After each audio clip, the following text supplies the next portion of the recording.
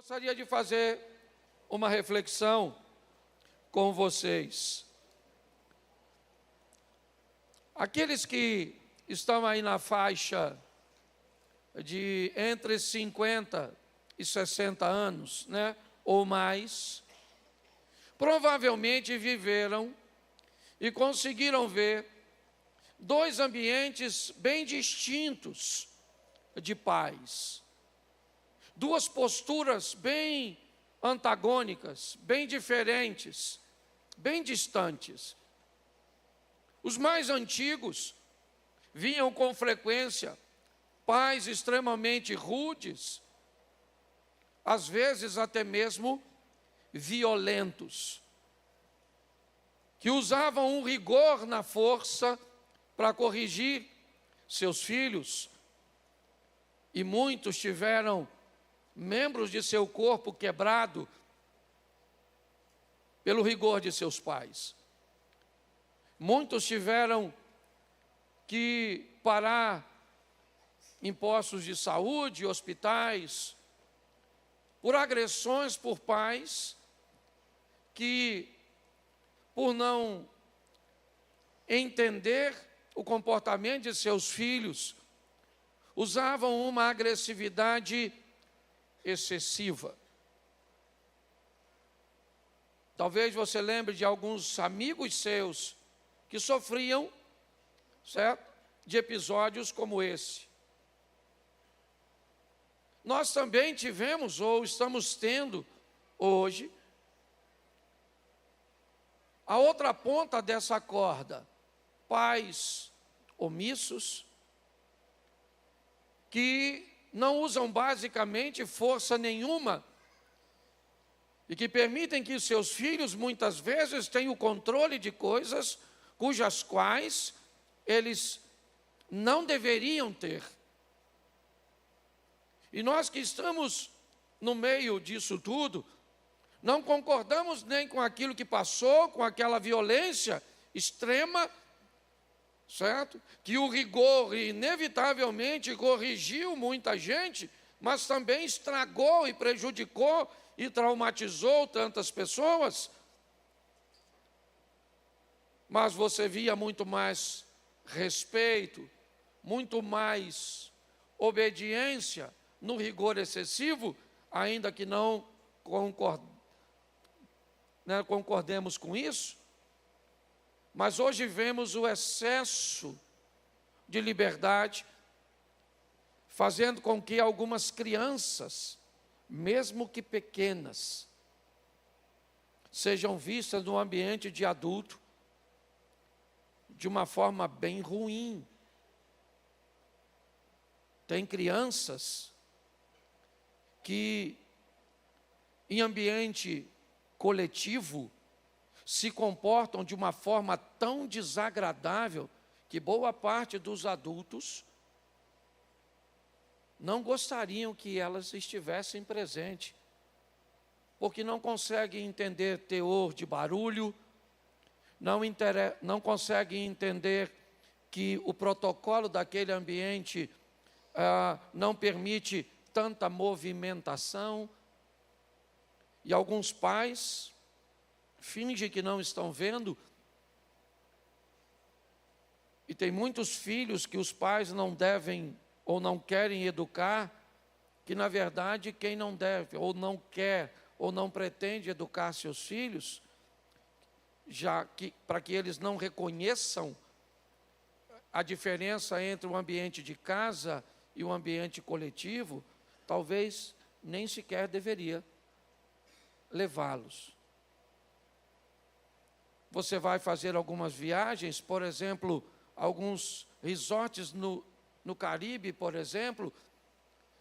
Dentro do resort tem, às vezes, 20, 30 restaurantes.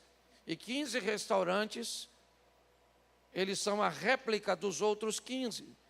A diferença é que um grupo de restaurante permite a família entrar com crianças, e os outros 15 não permitem que crianças entrem. É o mesmo modelo, o mesmo restaurante, mas foi a forma que eles utilizaram para proteger os seus clientes desse tipo de comportamento. Eu só estou expondo isso porque nós vivenciamos de uma forma muito clara isso. Mas hoje eu quero mostrar a vocês algumas posturas e posicionamentos de Deus como Pai, que, apesar dele ser Deus, também enfrentou a rebeldia de seus filhos. Ele foi o pai direto do Adão e da Eva, e nem por isso não viu a rebeldia e o posicionamento de seus filhos. Mas a maneira cuja qual Deus agiu, eu acredito que vale a pena nós darmos uma olhada um pouco mais de perto. Gênesis capítulo 1, verso 26, diz assim: também disse Deus, façamos o homem à nossa imagem, conforme a nossa semelhança. Tenha ele domínio sobre os peixes do mar, sobre as aves do céu, sobre os animais domésticos, sobre toda a terra e sobre todos os répteis que rastejam pela terra. Feche os seus olhos. Senhor nosso Deus e Pai, em nome de Jesus, eis aqui a Tua palavra. Usa-me como um canal de bênção nesta hora, pelo poder do nome de Jesus.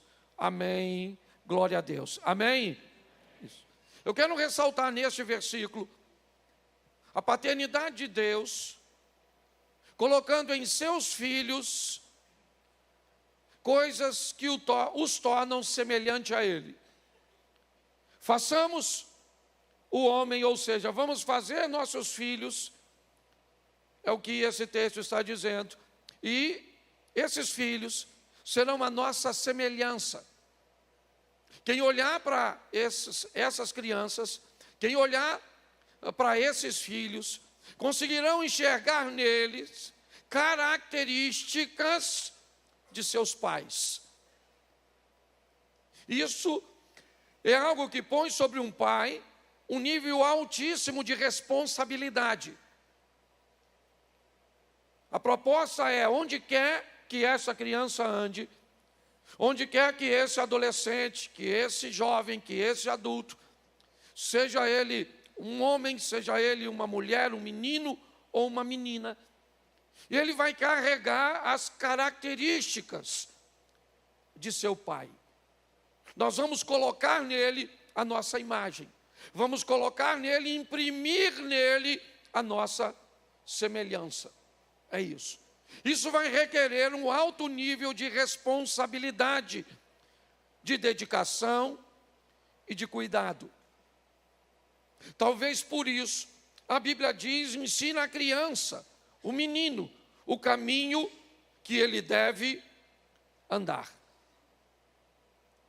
Filhos vão precisar de matrizes. O que é uma matriz?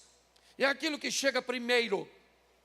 É aquilo que, tudo que vier depois, terá a matriz como um ambiente de comparação, de avaliação. É assim que funciona. Você pega uma forma, o que ela é? Uma matriz. E tudo que você colocar naquela forma, vai sair naquele formato.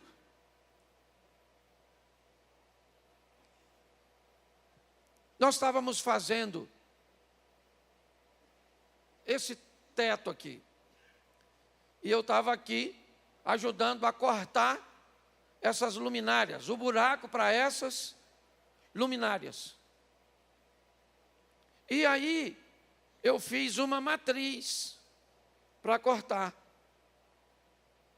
Mas quando eu cortei a segunda, a terceira, a quarta ou a quinta, eu troquei. Ao invés de usar aquela primeira, eu usei a outra que eu tinha cortado. Ela não tinha sido, ela não era mais a matriz.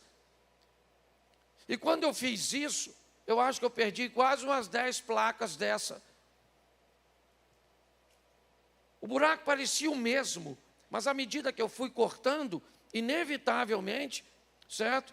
Alguns milímetros foram passando, e aí as luminárias não cabiam mais nos buracos, e eu tive que jogar as peças fora.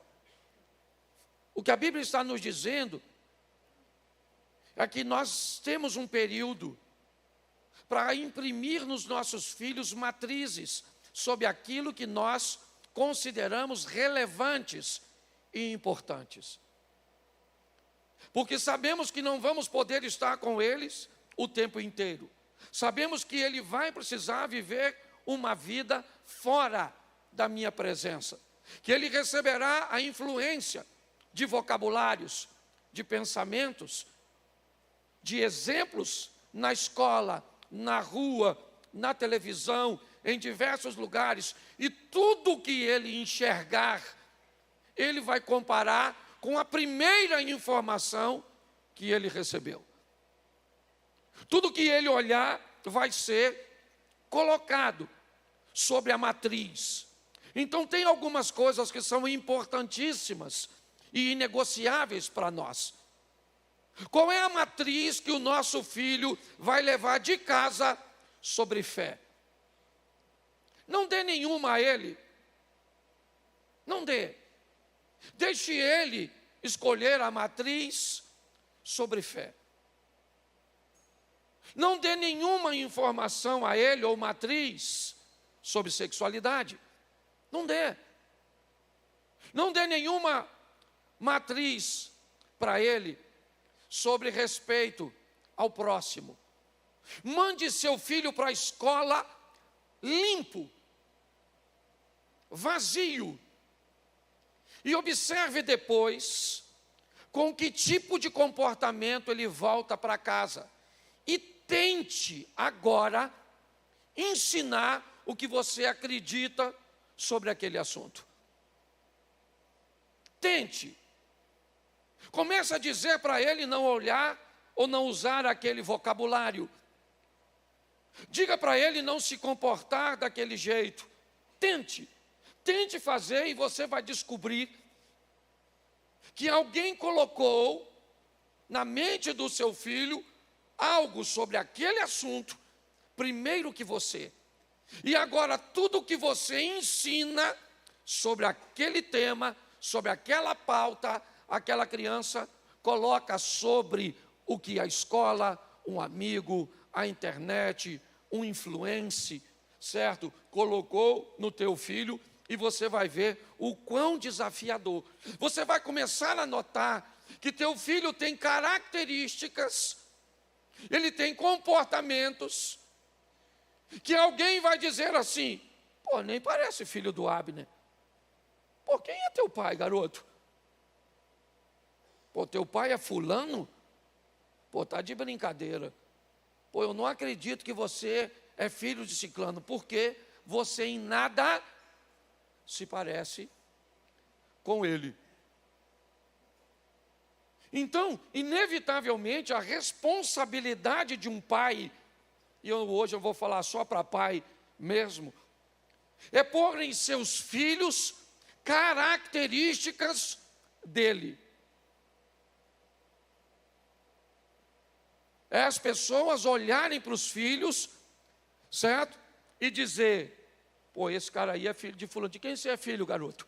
É filho de fulano, então pode vender para ele. Eu tive inúmeros pais. Dentre eles, meu irmão mais velho, Adelson, falecido. O dia que eu fui alugar aquele terreno que era o terreno do estacionamento da igreja. Seu bem-vindo, saudoso, bem-vindo. Certo? Eu cheguei lá, o pessoal da Fortel aqui tinha mudado, e eu perguntei se eles me cederiam o espaço lá, que eles colocavam o material bruto, e ele me disse, ó, lá eu não posso te garantir porque não é meu. O senhor tem que ir lá conversar com o seu bem-vindo. E lá fui eu conversar com o seu bem-vindo. E ele era de uma geração, certo? Ele me perguntou assim: meu filho, você é filho de quem? E eu disse: eu sou filho do Zico. E ele me fez a seguinte pergunta: você é irmão do Adelso? E eu falei: isso mesmo, eu sou irmão do Adelso. E ele me disse: se você é irmão dele, você deve ser gente boa, porque ele é um cara extraordinário. Aperta minha mão, o espaço é seu. Então as pessoas avaliavam, certo? E viam nos filhos as características dos seus pais. Deus faz isso quando diz: façamos, mas façamos a nossa imagem, façamos a nossa semelhança. Então é importante que o seu filho se assemelhe a você, pai. Agora, como é que nós vamos fazer isso? Então preste atenção, capítulo 3, verso 8. Quando ouviram a voz do Senhor Deus, que andava no jardim pela viração do dia, então preste atenção. Alguns defendem a ideia de que na viração dos dias Deus vinha conversar com Adão e com Eva. A comunicação do dia a dia, o relacionamento próximo, criaria um idioma nativo, criaria valores que seriam impressos nas crianças pelo seu pai. O diálogo, o vocabulário dito dentro daquela casa. Aquela casa, na comunicação, ia entrar pautas como respeito ao próximo, dignidade ao trabalho, fé em Deus e tantas outras coisas. Mas ela entrava por uma comunicação que nem sempre era verbal. Porque, diga-se de passagem, os pais mais antigos conversavam pouco com seus filhos. Não é assim que funciona? Pouquíssimos pais mais antigos, eles tinham um poder muito intenso de comunicação. Mas o exemplo, a conduta, a forma, se ultrapassasse os limites, certo? Os filhos, eles teriam problemas para conviver naquele lar. Porque ele aprendia um idioma e um estilo de vida nativo. Era dele, daquele lar. E aí ele ia para a escola, e na escola ele escutava um outro idioma.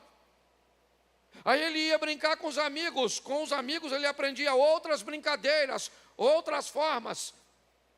Mas quando ele voltava para casa, ele sabia que o idioma de casa era o que prevalecia. Nós não podíamos nos isentarmos, ou estarmos isentos dos relacionamentos. Mas aquela comunicação que recebíamos, pouquíssimas vezes verbal, principalmente dos pais, mas que muitas vezes as mães, como porta-voz dos pais, faziam chegar até nós. Isso fez que nós chegássemos até aqui. Somos os remanescentes dessa história, certo? Onde os exemplos de casa, onde o comportamento de casa não era perfeito. Como eu disse, muitos tiveram que conviver com a extremidade dos pais mais rude. Mas hoje, principalmente nós, às vezes queremos falar demais com os nossos filhos. Queremos muita conversinha com criança que não tem que ter conversa. Entende? Ah, pastor, o mundo é outro. O mundo é outro? A Bíblia diz que toda criança nasce doida. E que tem que apanhar para melhorar. Pastor, onde é que está isso? Na palavra sagrada do Deus Todo-Poderoso. Que texto é esse? Provérbio. O que está escrito lá? A vara da disciplina tira a loucura do coração da criança. Se a vara da disciplina tira a loucura do coração da criança, a criança doida bate nela que ela fica boa. Olha o que aconteceu com você. Por que você tomou tino? Quem aqui apanhou, levanta a mão. É isso aí, louvado seja o chinelo. Tá certo? Então preste atenção, uma comunicação boa. É muita coisa, eu vou ter que passar com mais clareza no segundo culto. Vamos lá. Terceira coisa, Gênesis 2:9. Isso. 2:9. Do solo fez o Senhor Deus brotar toda sorte de agradáveis à vista e boas para... Deixa eu falar uma coisa para você. Se você quer ter filho, arrumar uma família, homem, tem homem aí, levanta a mão, a turma que tem certeza. Isso, tem gente que só levantou depois que eu perguntei. Escute só. Seus filhos vão precisar de recursos. Esse é um texto que nos mostra isso. As árvores, elas trouxeram bênçãos, trouxeram dificuldade, elas foram capazes de esconder um desobediente, elas foram capazes de alimentar o obediente e o desobediente, tá certo? A árvore foi um instrumento, e já já nós vamos usar um outro exemplo aqui, mas preste atenção. Deus coloca as árvores e diz que elas seriam boas para alimento, provisão. É muito importante isso. Todas as vezes que uma criança não tem a provisão suficiente para atender uma demanda que foi bem exposta verbalmente numa comunicação satisfatória, essa criança pode acabar caminhando para um ambiente bem oposto, ou bem oposto. Eu conheço pessoas que cuidam muito bem da espiritualidade de seus filhos e netos. Mulheres que são capazes de ir para a igreja, orar por seus filhos, pelos seus netos, e principalmente mulheres fazem isso. Mas quando esses meninos se deparam com necessidades básicas e eles não têm, muitos deles acabam descambando para o crime. É muito comum você encontrar isso no ambiente de comunidades, onde muitas vezes uma menina de 20 anos, 22 anos, já é mãe de um garoto de 10 e já é viúva. Um menino que cresce sem pai, sem referência, ele não tem um chinelo, ele não tem um short, ele não tem nada. É muito importante um pai, um homem entender. E também já vivemos essa extremidade.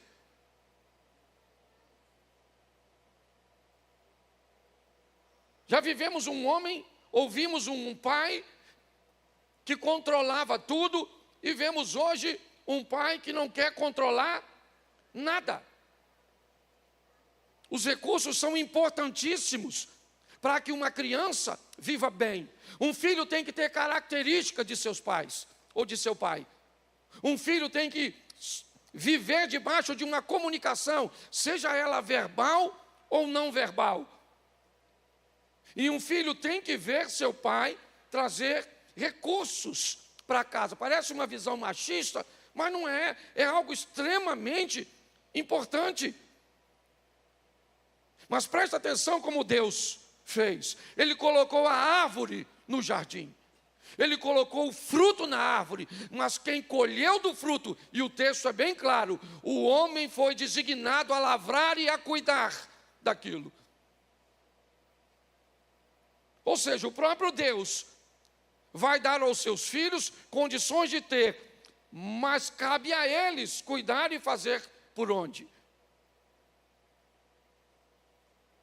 Muitas vezes hoje, quando o pai tenta jogar um pouco mais duro para fortalecer o comportamento de seu filho, às vezes ele sofre com a intervenção da mãe, impedindo o pai de trazer uma postura, certo? Um pouco mais forte. Quer para o rapaz, quer para a moça, mas principalmente para o homem. Então, recursos, eles são muito importantes. Um homem tem que colocar recursos dentro de sua casa. É importante que seus filhos, seja uma menina, seja um menino, tenha orgulho de ver seu pai trabalhando, certo? Fazendo, agindo para trazer recursos para dentro de sua casa. O quarto, capítulo 2, verso 25. Ora, um e o outro, o homem e sua mulher, estavam nus e não se envergonhavam. A nudez aqui, eu não quero colocá-la como uma nudez física, simplesmente. Eu quero falar de transparência. Um lar onde as pessoas podem andar nuas. Um pai que permita que a sua filha fique nua perto dele. Seu filho fique nu e não é sem roupa. Não entenda isso. Um pai que que a filha possa ser transparente, dizer o que está pensando, chegar em casa e narrar algumas coisas cujas quais o padrão recebido em casa foi diferente do que ela recebeu na escola. Uma mulher, pensa uma mãe, que pode ficar nua perto do marido, para dizer para o marido que o filho não está bem no comportamento, e sabe que esse homem vai ser maduro o suficiente para não criar um escândalo, para não bater, para não criar uma linha de exposição. Estamos assim de criança, sendo abusada dentro de casa. E a mãe não pode contar para o marido, sabe por quê? Porque tem medo do marido matar o fulano, fazer aquilo com o ciclano, e não sabe como tirar a criança desse jugo. Porque falta sabedoria nos homens. E lares que não podem ter transparência, porque homens não sabem lidar com seus comportamentos, com seus temperamentos. Enquanto Eva estava nua diante de Adão, o que tinha naquele lugar era um paraíso. Porque pessoas que podem andar nuas, serem quem são de verdade, maridos que podem ficar nu para sua esposa e dizer para elas coisas extremamente desafiadoras, difíceis e íntimas, esse casamento será melhor. Agora, preste atenção. Pensa assim, você está lá no seu trabalho, aí tem aquela mulher gostosona, de olho em tu. Pensa, aquela cavala, daquela dona, de olho em você, fazendo assim, de olho em tu. Você vai gostar? Não, lógico. Deixa que eu respondo, que sua esposa está aí. Eu queria perguntar, qual de vocês, homem, que se acontecer isso no trabalho, uma mulher que ficar insinuando para você, dando em cima de você, você chegaria em casa e falaria assim para sua esposa: amor, chega aí. Primeira coisa que eu quero te falar é que eu te amo. Não, eu te amo, você é a mulher da minha vida, sabe? Eu me casaria com você quantas vezes fosse necessário. Agora eu vou falar um negócio para você. Tem uma peste de uma mulher no trabalho. Não é uma mulher, é a mulher. Pensa numa mulher. Quero nem pensar. E pior, ela está querendo ela está falando, vem neném. E eu vou falar para você, pior, eu tô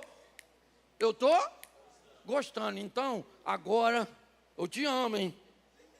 Te amo, eu vou ajoelhar aqui. Você vai botar a mão na minha cabeça. Vai repreender tudo que você quiser de mim. Vai pedir ao Todo-Poderoso para mandar ela para ser mandada embora, que eu não posso perder, então tira aquele troço do meu caminho. Qual homem falaria isso? Levanta a mão e morra. Você falaria? Sim ou não? Claro que não. Qual é a mulher que, se lá no seu trabalho tiver um homem que sente seu cheiro, nota sua presença, e seu marido nem nariz tem mais, esse miserável, é na verdade. Faz elogio para a senhora, que é sentado lá da senhora no refeitório na hora do almoço. Seu marido pega o prato e some para a televisão. E aí esse cara começa a dar em cima da senhora. A senhora falaria: meu amor, chega aí. Vou falar um negócio com você, eu te amo mesmo, viu? Mas lá no trabalho tem um homem, estou falando um homem. Não é igual você não, é um homem mesmo, é um troço assim. Eu não estou brincando não, estou falando a verdade. Tá certo? De postura, um cara. E está querendo eu. E eu também estou quase querendo ele. Teria esse tipo de comunicação? Qual é o menino que vai para a escola e volta muitas vezes sentindo desejos que não estão conectados com sua fé, com o ambiente de sua casa, e tem coragem de chamar seu pai e falar: pai, eu estou olhando para outro menininho e estou tendo desejo. Você acha que seu filho vai falar isso com você? Você acha que a sua menina vai falar com você? Que ela pegou um ônibus aqui, que fez um circuito até ali, e para ela ficar muito bem na escola, ela teve que dar um beijo na boca de uma outra menina e foi fotografada, porque se ela falar desse tipo de comportamento na escola, alguém tem uma foto dela beijando outra menina? Você sabe que tem isso aqui em Xerém? Provavelmente não.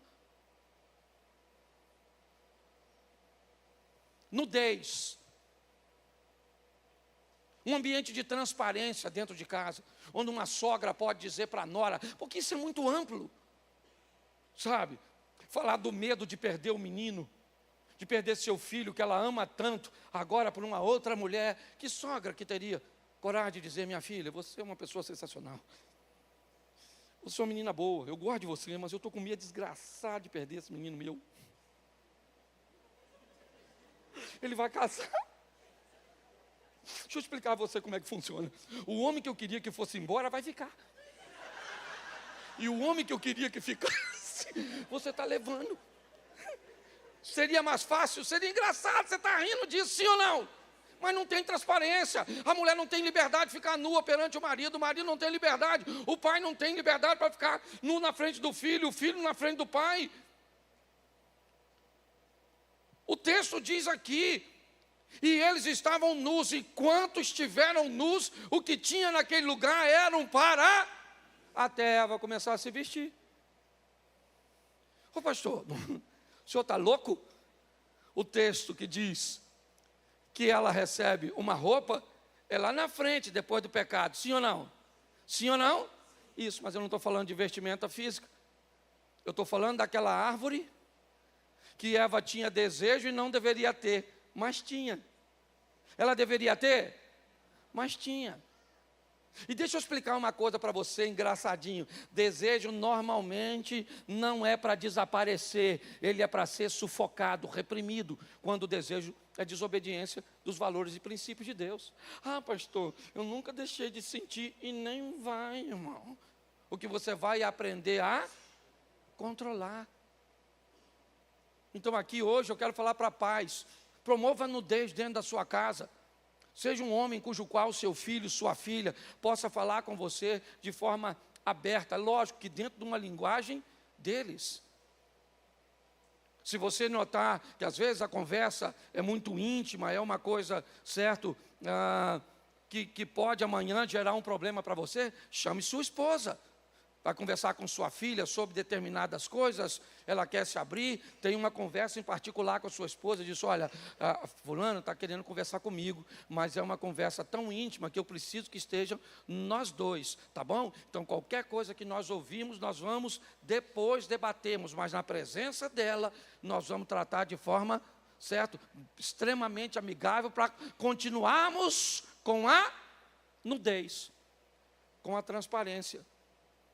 Mas hoje muitos homens, certo, não podem ouvir nada. Muitos pais que se ouvirem qualquer coisa, certo? Qualquer coisa. Então as mulheres têm que se esconder. Ok? Porque se comprar alguma coisa, ok? Vai levar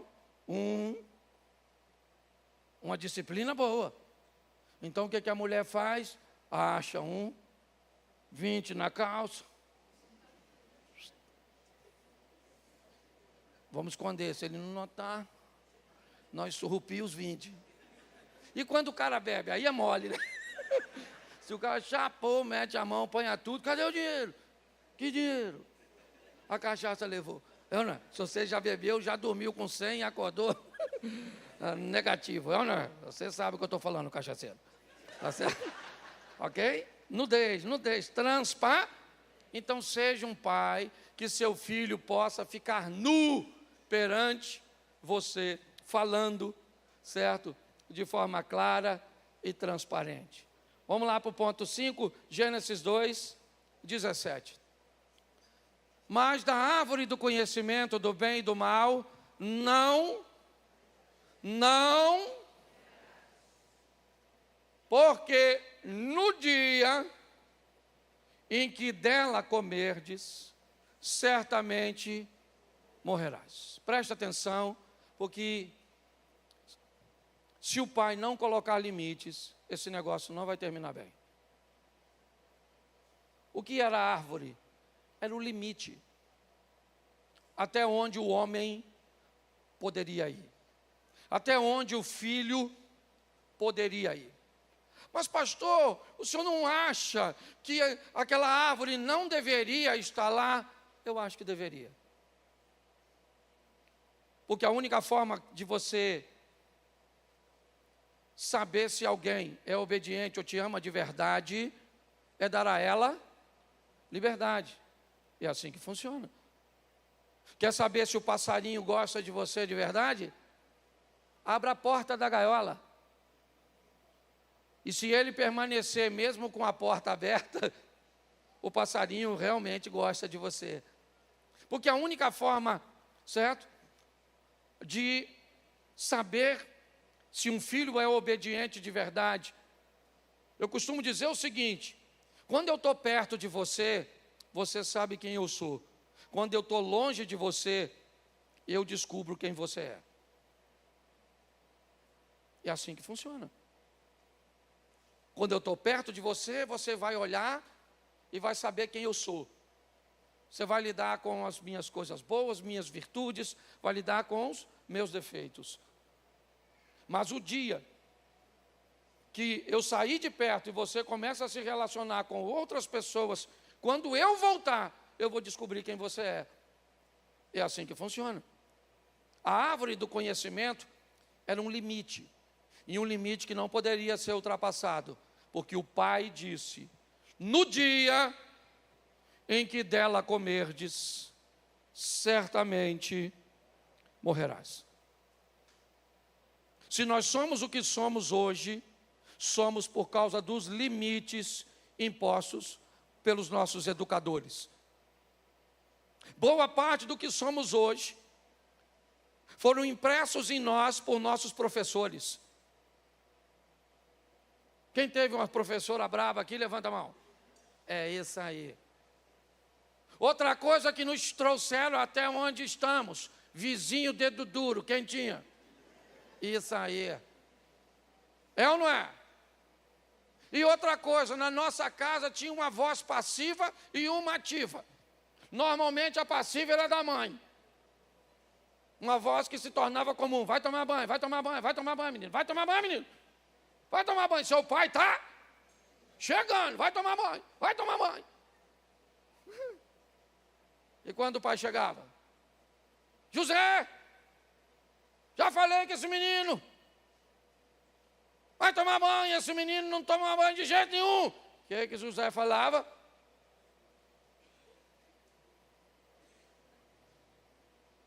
Vai tomar banho, garoto. O garoto já estava no chuveiro. Você lembra disso? Você lembra? Sabe por quê? Porque gente, entenda bem, a Bíblia sabe o que fala. Tem que bater nas crianças. Pastor, o senhor é louco? Tem que bater aqui. Ah, não tem que conversar uma ova, ninguém conversou comigo. Esse dia eu falei para meu filho: eu vou bater em você. Ele falou: não fiz nada. Eu falei: eu não quero justiça, eu quero vingança. Você está entendendo?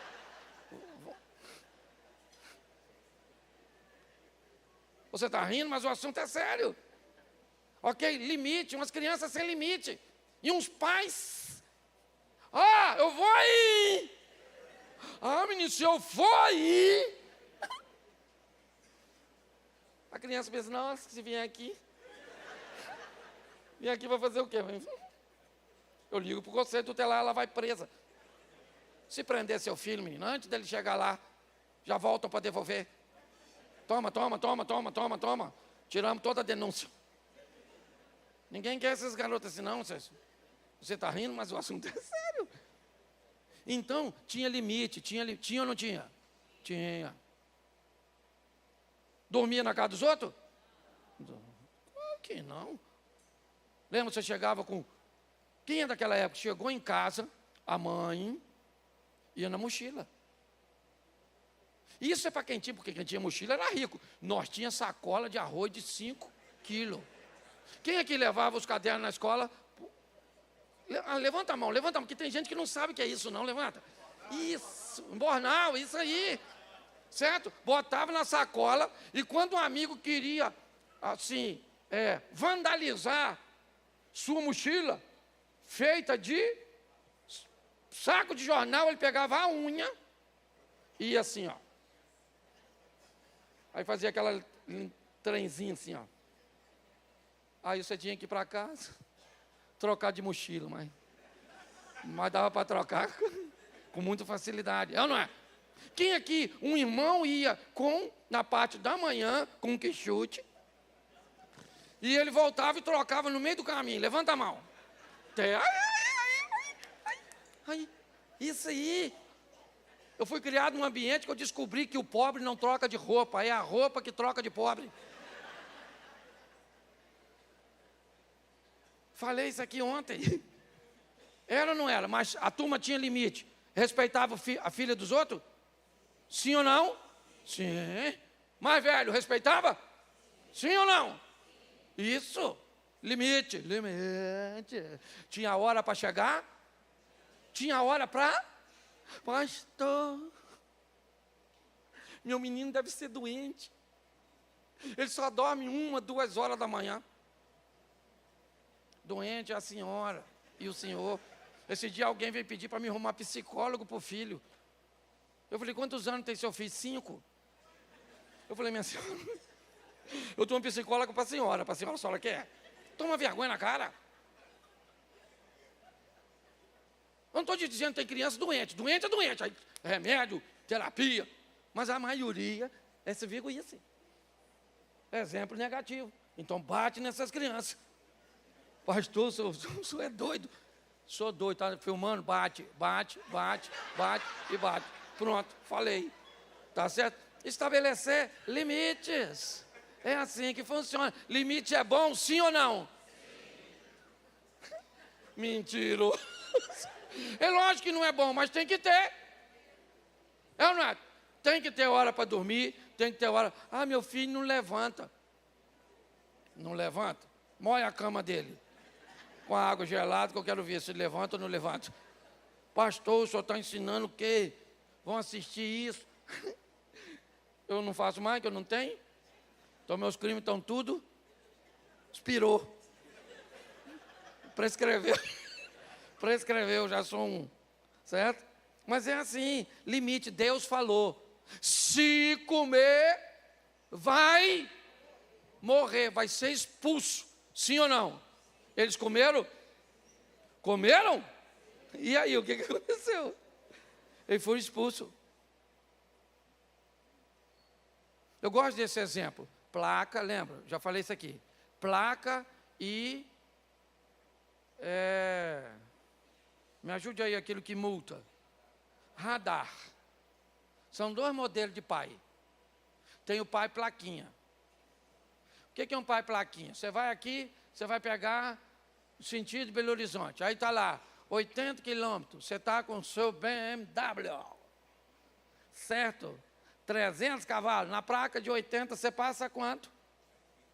Você passa quanto? Fala comigo aí, ó, motorista. 120, rapaz.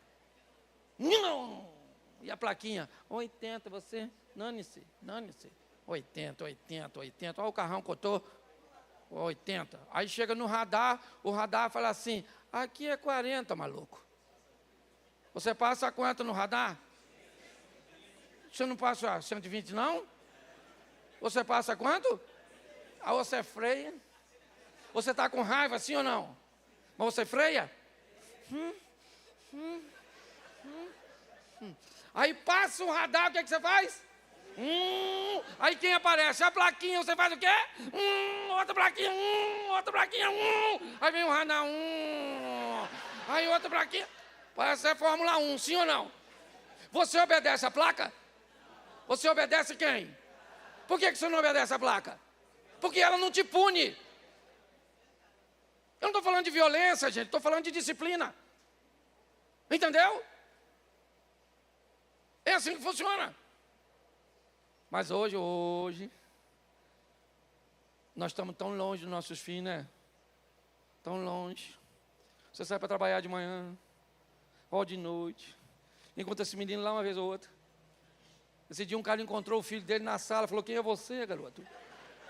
Ele falou, sou eu, pai. Nossa, o menino cresceu, já está com 15. A última vez que vi, estava com 4. Aí você está tão longe, que quando você está perto, você fica sem jeito de corrigir. Já fico tão longe dessa criança que todas as vezes que eu estou pertinho, no final de semana, eu tenho que estar falando, para, sai daí, faz isso, tem que falar. Certo? As crianças precisam sofrer, porque preste atenção, capítulo 3, verso 23, está aí, ó. O Senhor Deus, por isso, os lançou fora do jardim do Éden, a fim de lavar a terra que fora tomada. Pronto, saiu. Sabe quem é esse aqui? É o amor. Porque Deus é amor, mas não é só amor, não. Ele também é justiça, é fogo consumidor. Ele é pai. Você acha que Deus estava feliz e satisfeito quando fez isso? Não.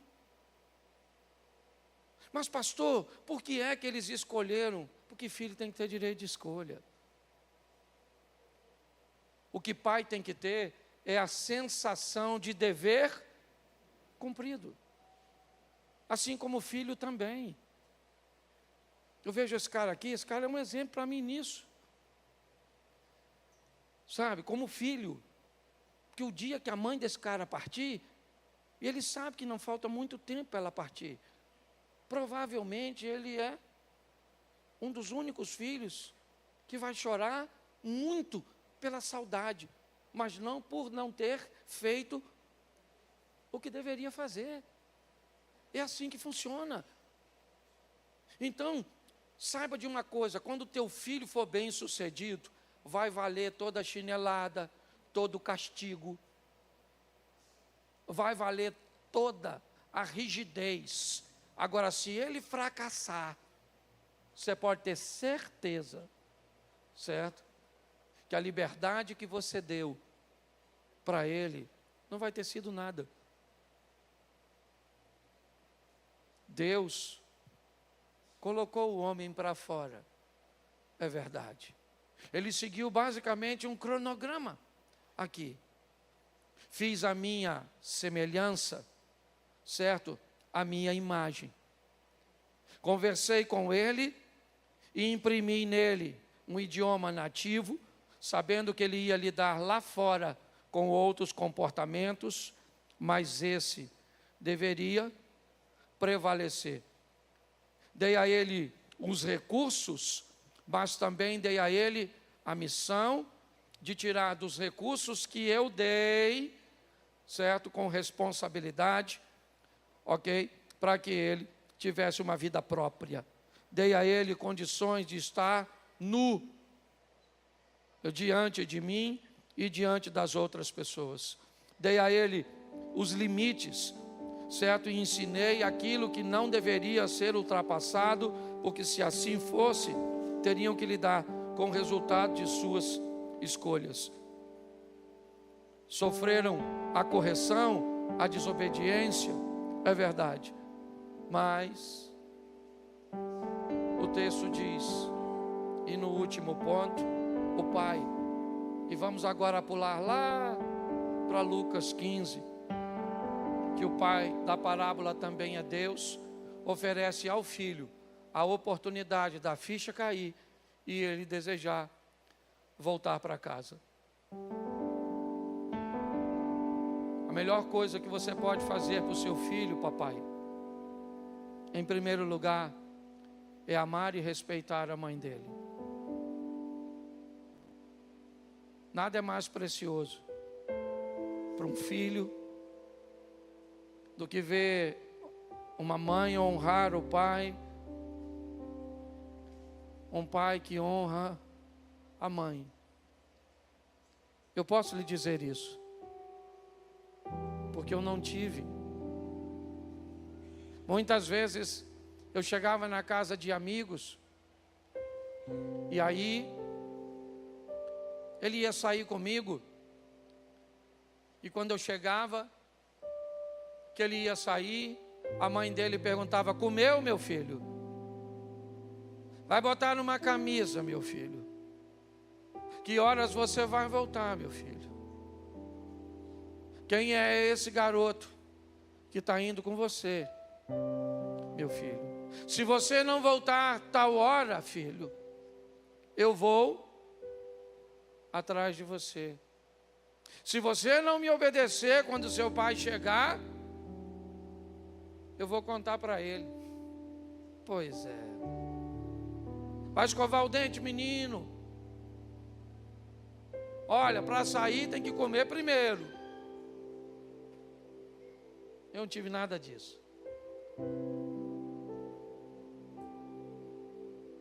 Na maioria das vezes, quem lavava a minha roupa era eu. Na verdade, naquela época, todas as vezes. Se eu tomei banho, bem. Se eu não tomei, também não ia fazer diferença. Se eu escovasse o dente, estava tudo certo. Se não escovasse, também não tinha ninguém para supervisionar. Eu não tive. O que eu tive foi a misericórdia de Deus. Cadê Marli? Está aí? Está aqui, se tiver, faz assim. Ela me entregou algo aqui. Porque Marli foi criada junto comigo. E no começo, ela veio aqui, me entregou algo. Eu achei que ia ficar no culto. Talvez você não valorize, porque você tenha. Eu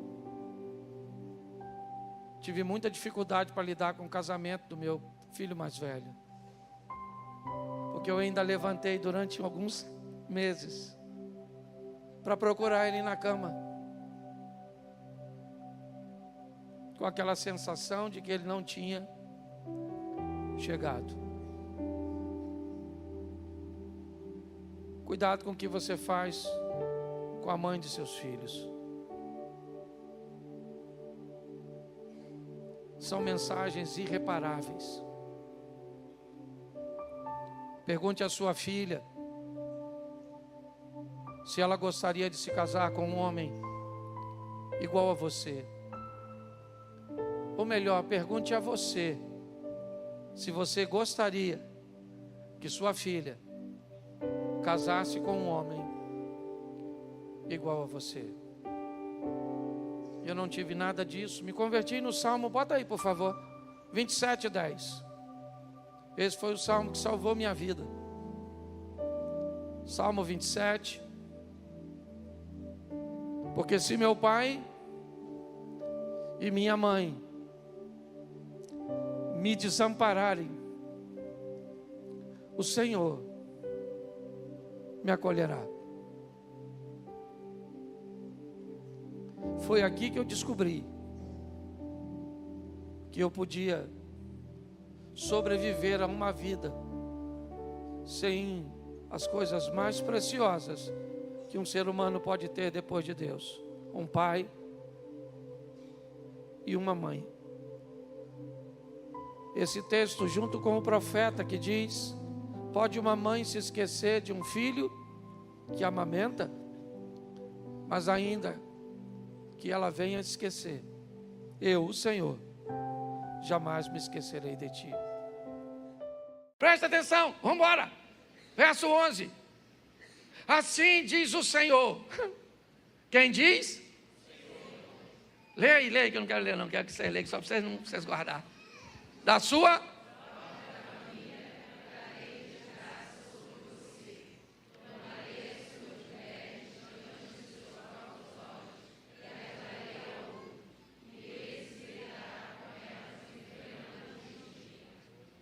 Ele botou o que na cabeça de Urias? Não, fala, pregação interativa. Ele botou o que na cabeça de Urias? Chifre. Sim ou não? Escondido ou às claras? Não, escondido. O cara estava viajando, deitou com a mulher do cara, a mulher engravidou, mandou chamar o cara para ir lá, para dar um pega na mulher, ele mandava o cara para a guerra e botava o filho na conta do cara. Parece até tico-tico. É um passarinho que faz isso. É que o pessoal não sabe disso não, glória a Deus. Não precisa saber não, que isso não interessa em nada. Ou seja, é o Godelo que faz isso contigo, isso. Tá certo? Aí Deus falou, Davi, olha só, o chifre que tu botou no Urias,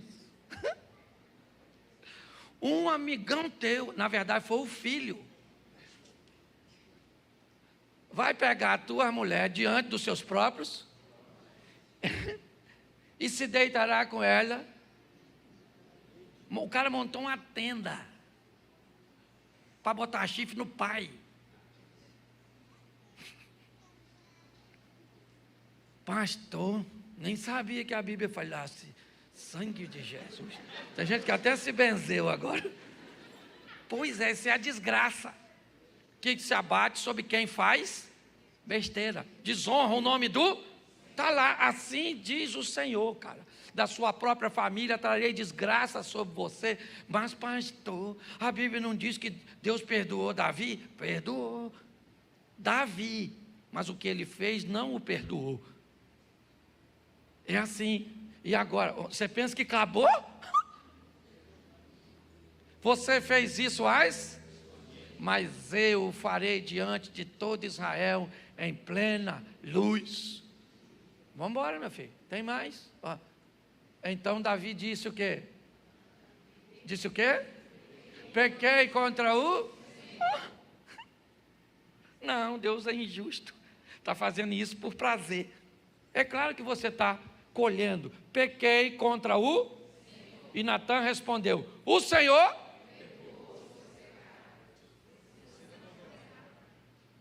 Deus perdoou ele, sim ou não? Mas por que aconteceu tanta desgraça? Se Deus não perdoou. Isso. Aí você faz besteira com a sua mulher e pede perdão. Me perdoa, ela diz. Claro que eu perdoo. Claro. Senhor, me perdoa pelo que eu fiz, Ele perdoa. Mas vai dar um problema para você. Então, antes de você fazer, pense direitinho. Pensa, avalia, vou falar isso, eu vou fazer isso, eu vou entrar nisso, eu vou fazer isso. Está aqui, ó. Deus falou, você não vai morrer. Mas, vão botar chifre em você. Você vai... E tem duas palavras que jamais deveriam existir para homem na face da terra. Chifre e impotência. No dicionário de hoje... Devia tirar aí, chifre, tira. Bota chapéu. Certo? Outra palavra, impotência. Coloca o que? Morte. Porque são duas palavras horrorosas para qualquer homem, a verdade é essa. E o que a Bíblia está dizendo é que esse cara está perdoado, sim ou não? E se Deus diz que perdoou, é porque perdoou. E ele não vai morrer porque deveria morrer, porque matou. Mas preste atenção. Depois você lê em casa. Entretanto, uma vez que você insultou o menino morrerá. Aí já lascou tudo. A casa do cara já está em guerra. O filho dele deitou com as mulheres. Agora preste atenção. O garoto que nasceu da união de Davi com Batseba, acontece o quê? Acontece o quê? Morre.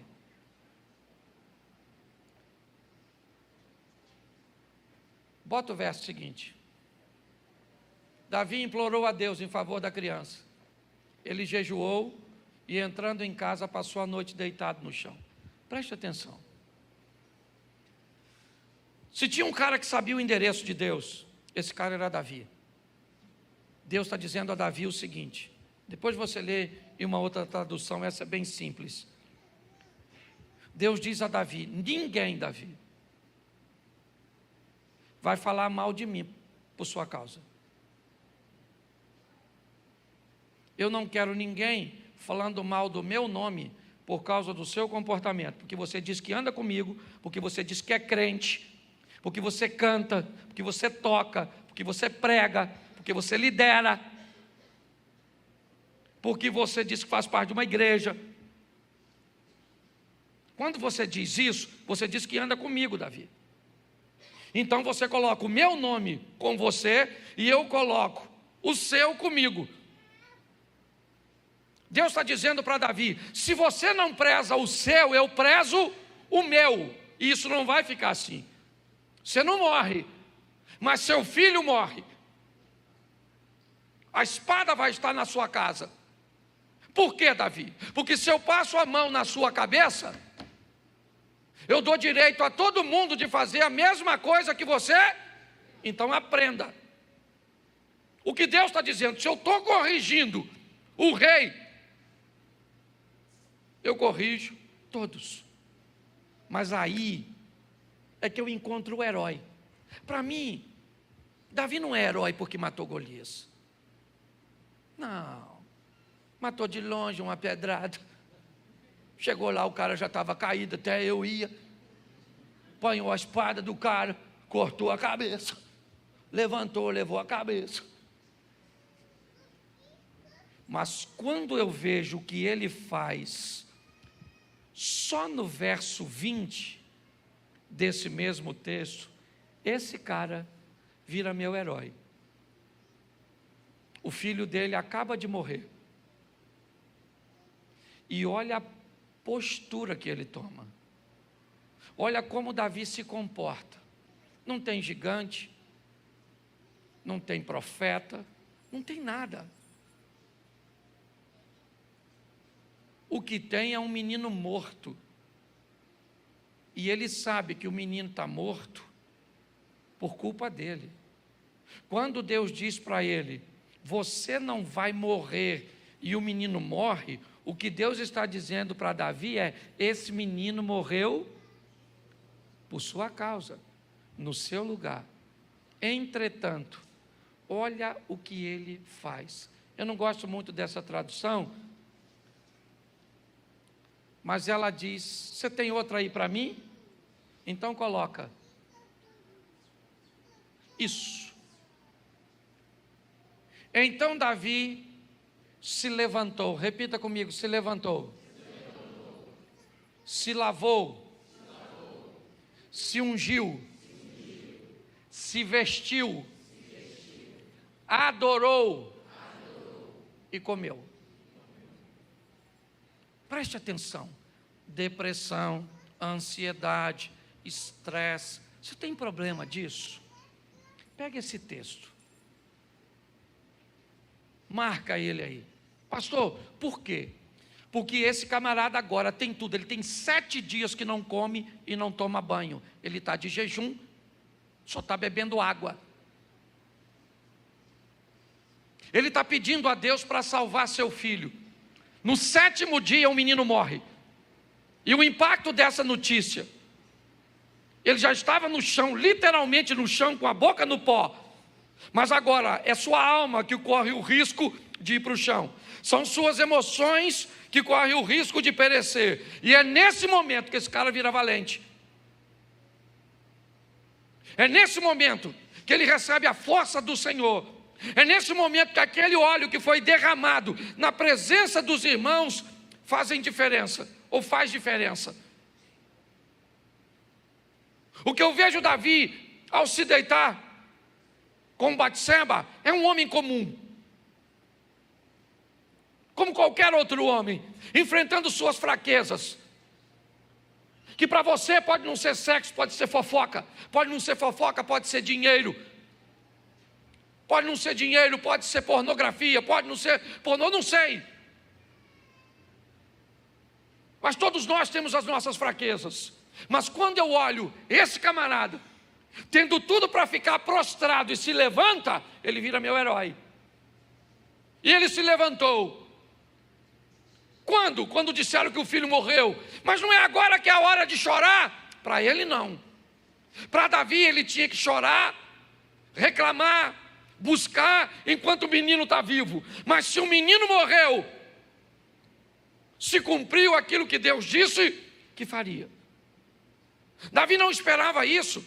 Ele imaginou, se Deus me poupou porque eu deveria morrer, eu vou falar com ele a respeito do menino. Mas não deu certo. O menino morre, porque era o nome de Deus que está em jogo. É o nome de Deus que está em jogo. É o nome de Deus que está em jogo. É o nome de Deus que está em jogo. Quando você faz fofoca, é o nome de Deus que está em jogo. Quando você não paga os outros, é o nome de Deus que está em jogo. Quando você anda pelada, é o nome de Deus que está em jogo. Quando você posta coisa indevida, é o nome de Deus que está em jogo. Quando você faz aquilo que não deve, não é só seu nome, é o nome dele que está rolado com o seu. Onde eu estava, irmão? O copeiro, é no copeiro que nós estamos na Copa? Pois é. O copeiro esqueceu do José.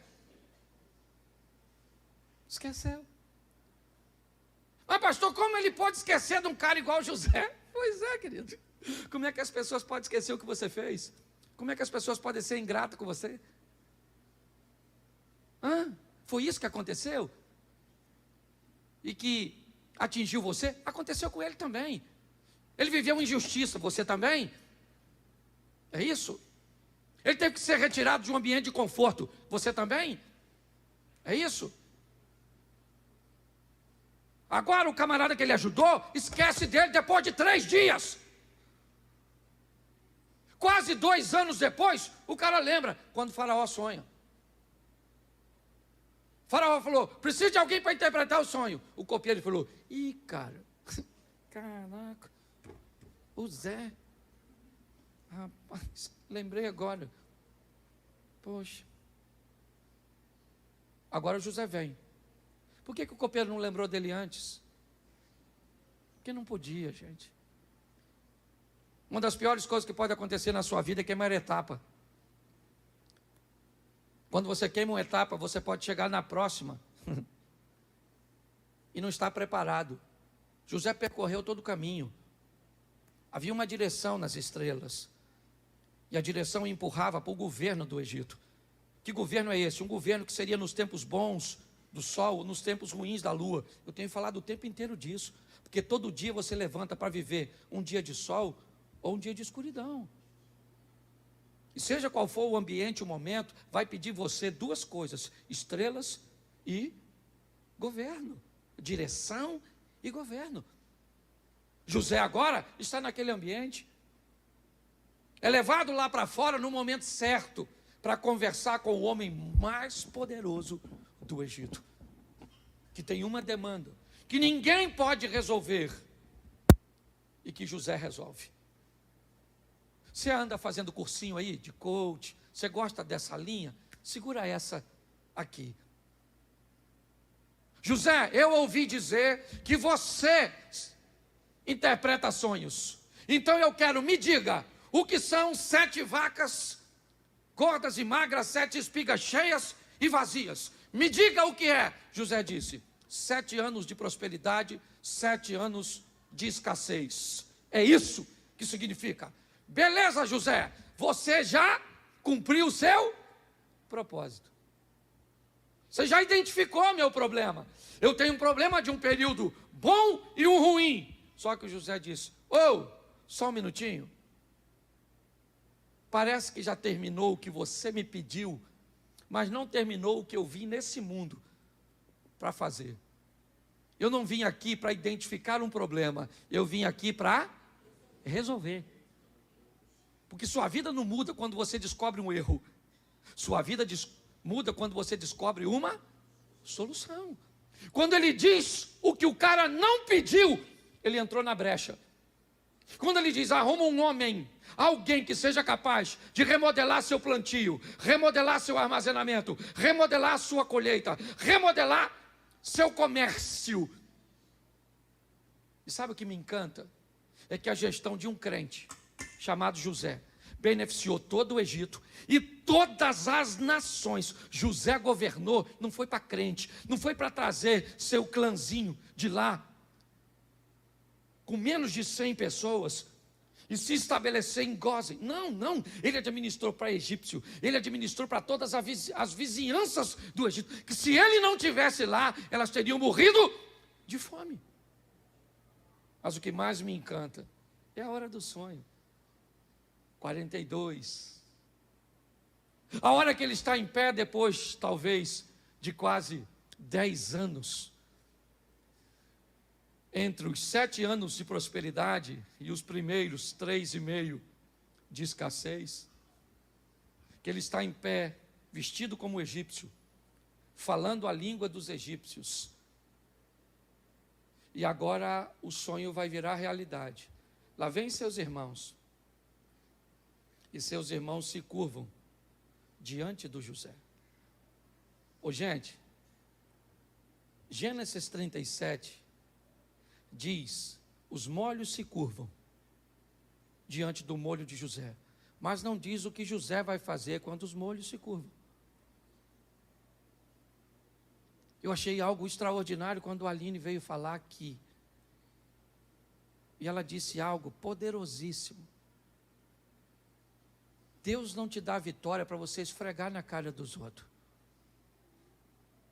Se você quer isso, que as pessoas engulam o que disseram a seu respeito, você não merece vencer. Porque a vitória não tem nada a ver com você. Tem a ver com seu irmão, com seu vizinho, com alguém que disse que você não chegaria a lugar nenhum. José, quando vira governador, não vai na casa de Potifar. Não. Se vingar da mulher. Não, ele tem poder para isso. Mas ele não faz isso. Porque o que ele vai dizer para seus irmãos, que também mereciam uma boa lição, e aliás, José tem vontade de fazer, porque quando ele vê os irmãos, o passado vem de uma forma tão avassaladora, que ele diz, esses camaradas são espiões. Não, espiões, prendam-os. O que demonstra que ele é gente, que sentiu como gente. É isso. Por favor, não queira ser algo que você não é. Você é gente, você tem impulsos, você tem desejos, mas vá devagar.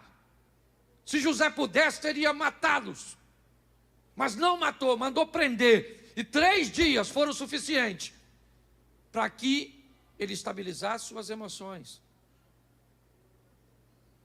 parasse de agir em ambiente tempestivo. Foi isso. E agora ele chama seus irmãos, que não sabem quem ele é, mas José vai fazer uma investigação final. Ele disse, eu vou ficar com Benjamim, Judá. O irmão que queria matá-lo, Judá, vai ler lá, Judá queria matá-lo, e Rúben, por ser o primogênito, tenta protegê-lo. Judá chama José e diz, governador, por favor, não fique com nosso irmão Benjamim, porque nós já temos um irmão nosso, o Zé, que faleceu. Que Deus o tenha. Se papai perder Benjamim, ele morre. Então olha só, eu, Judá, fico como escravo no lugar de Benjamim. José falou, os caras aprenderam a lição. Ele não aguenta, começa a chorar, manda todo mundo sair e diz, calma gente, calma, espera um pouquinho, tira aquela indumentária egípcia, igual o rei Júlia no Madagascar, puxou, e disse, lembra de mim? Alguém falou, quem é? Ele falou, sou eu, o irmão de vocês, o Zé. Os irmãos falaram, o quê? Ele falou, sou o Zé, rapaz, o Zé do sonho, do molhozinho. Lembra o Zé? Os irmãos falaram, caramba, ele falou, calma, vocês não estão entendendo nada. Vocês não me venderam. Foi Deus que me mandou na frente. Cara, se Moisés pensasse assim, se Sansão pensasse desse jeito, se Davi olhasse para Batseba e fizesse o que José fez com a mulher de Potifar, as coisas seriam diferentes. Mas sabe por que ele fez? Porque ele era melhor que todos eles. Porque ele era um protegidinho de Deus, e Deus gostava muito dele, e deu a ele forças para vencer o que os outros não conseguiram. Não. Ele viveu porque resolveu viver. Sabe o que José falou? Quando vocês saírem daqui, porque eu sei que vocês vão sair, eu vou estar morto. Mas levem meus ossos com vocês, porque nem meus ossos eu quero aqui dentro. Eu não sei se você já parou para pensar, mas 2 filhos de Jacó ficam sem tribo. Levi, me ajude com o outro aí. Quem foi que ficou? Os levitas? E me ajude, que eu não lembro, não estou perguntando de bobeira não. Falhou a memória aqui. Não. Isso aí, Benjamin. Isso. Certo? Mas entrou. Não, me ajuda aí. Não. Hein? Não, mas tem 2 filhos que ficaram sem. Depois vocês procuram.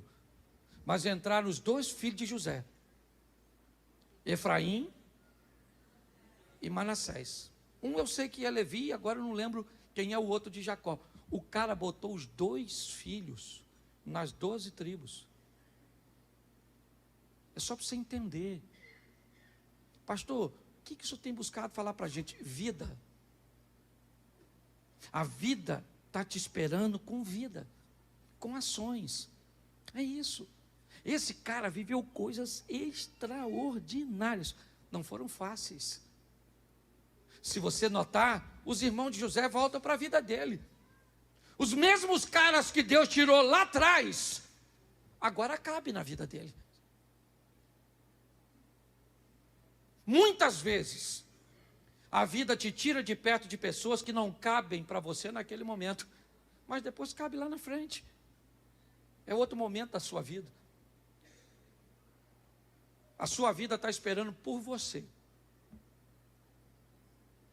Por você. Pegue isso. Coloque isso.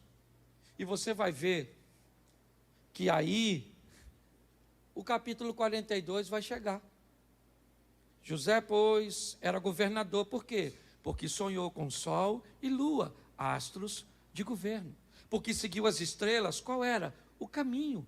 O caminho que passava pela cova, o caminho que passava pelo mau exemplo dos irmãos, o caminho que passava pela fúria de uma mulher renegada, o caminho que passava pelo esquecimento de um ingrato, o caminho. E o caminho que passava por ver todos aqueles que te fizeram sofrer agora na palma da sua mão, pronto, para que você esfregue na cara deles tudo. Mas ele não tinha tempo para isso. Foi viver o que Deus tinha para ele. Saia daqui para viver o extraordinário. Ou viva de forma medíocre. Talvez até mediocremente você vai para o céu. Mas busque viver o incrível, o extraordinário.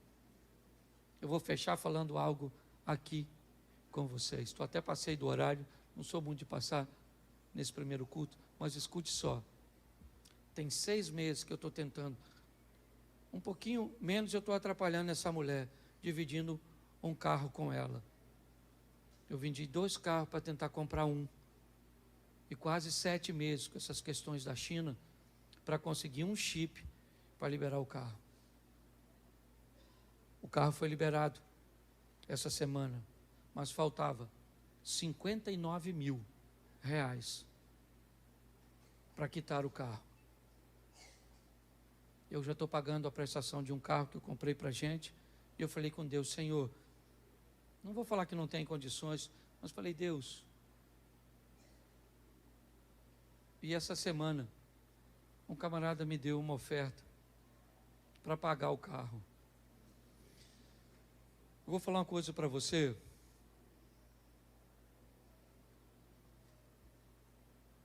Viva. É só isso. Não vão te entender.